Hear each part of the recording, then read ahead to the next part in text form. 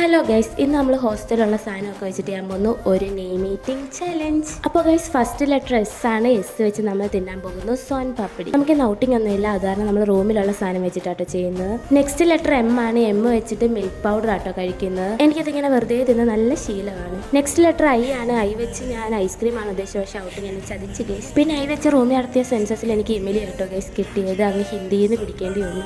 Next letter T ആണ്. T വെച്ചിട്ട് ഞാൻ കഴിക്കാൻ പോകുന്നത് ടപ്പിയോക്ക ഫ്രൈ ആണ്.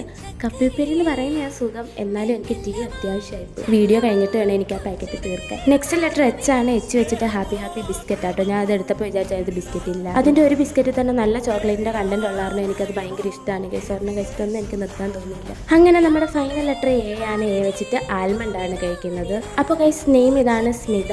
എൻ്റെ അമ്മയാണ്. എൻ്റെ ആദ്യത്തെ നെയിം മീറ്റിംഗ് ചലഞ്ച് ഇവിടുന്ന് തുടങ്ങാമെന്ന് കരുതി. നെക്സ്റ്റ് തൊട്ട് എൻ്റെ കുഞ്ഞു കുഞ്ഞു സബ്സ്ക്രൈബേഴ്സിന് വെച്ചിട്ട് ഞാൻ ഈ ചലഞ്ച് ചെയ്യുന്നതായിരിക്കും. അപ്പോൾ ടാറ്റാ, ബൈ ബൈ, സീ യു.